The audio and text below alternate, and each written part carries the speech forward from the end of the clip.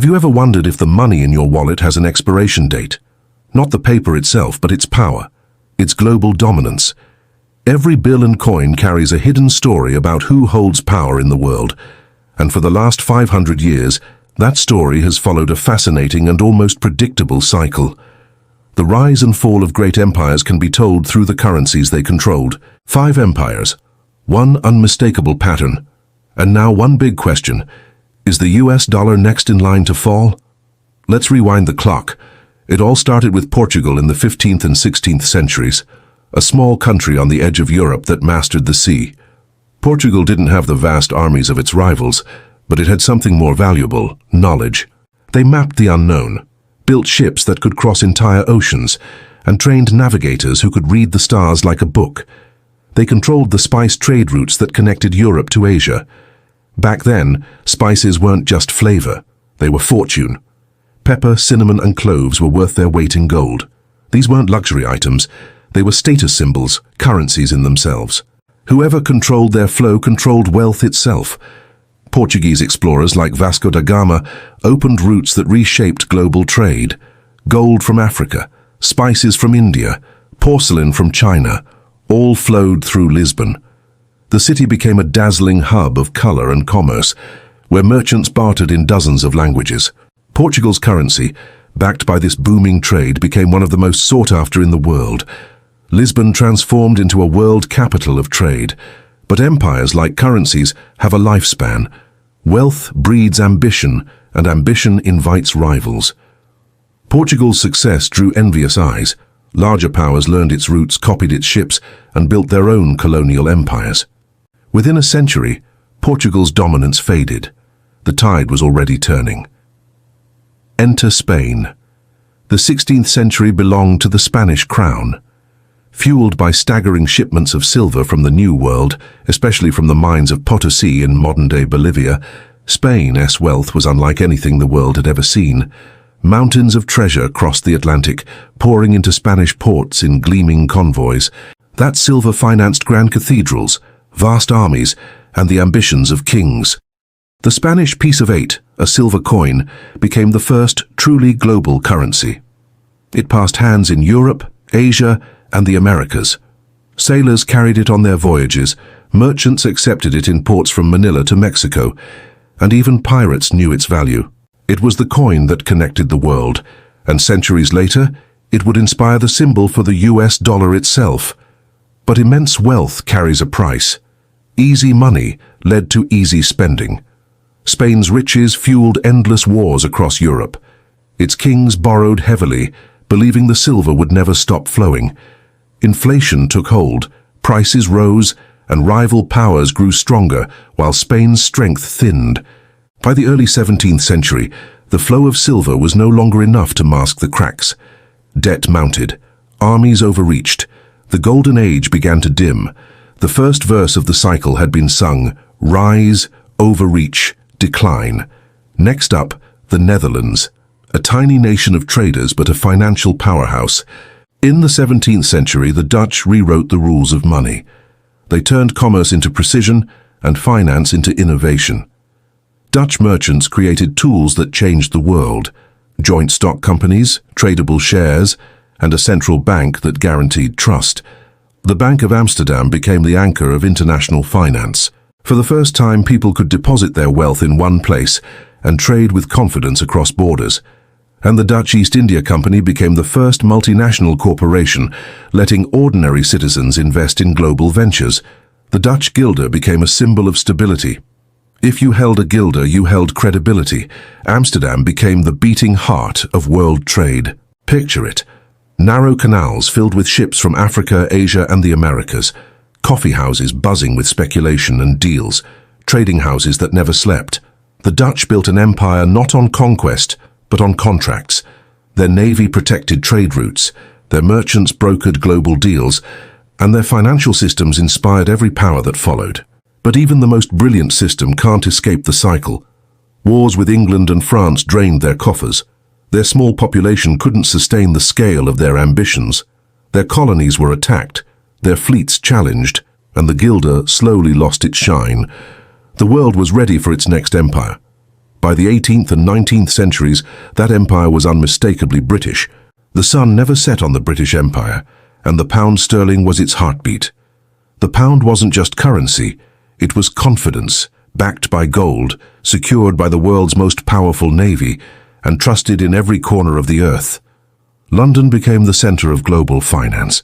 Ships flying the Union Jack carried goods, soldiers, and influence to every continent. From the ports of India to the coasts of Africa, from Canada to Australia, British trade routes tied the world together. This was the age of the Industrial Revolution. Steam engines roared, factories multiplied, and coal turned to power. British banks financed railways in India, canals in Egypt, and telegraph lines that stitched the empire together. The pound became the language of contracts and the measure of wealth. If you wanted credibility, you used sterling. It was a promise of reliability, stability, and order. But like every empire before it, Britain stretched itself too thin. 2 world wars would change everything. Britain poured its fortune into the fight. Armies, supplies, and alliances consumed its wealth. To keep the war effort alive, it borrowed heavily from its former colony, the United States. When the wars ended, Britain emerged victorious, but broke. The empire's vast reach became a burden it could no longer afford. By the mid-20th century, the pound had lost its crown. The new center of gravity had shifted west across the Atlantic. That brings us to the United States. In 1944, as World War II neared its end, leaders from 44 nations met in Bretton Woods, New Hampshire. They faced a shattered world economy and needed a system to rebuild it. Out of that meeting came a new order, one that placed the US dollar at the center. Every major currency was pegged to the dollar, and the dollar itself was pegged to gold. The logic was simple. America held most of the world's gold. Its factories were untouched by war, and its economy was the only one strong enough to rebuild others. From that moment on, the dollar became more than national currency. It became the backbone of global trade, the foundation of the post-war world. For decades, it worked beautifully. Europe and Japan rebuilt. Global trade boomed. The dollar stood for trust and stability. It financed highways, skyscrapers, and corporations that reached across borders.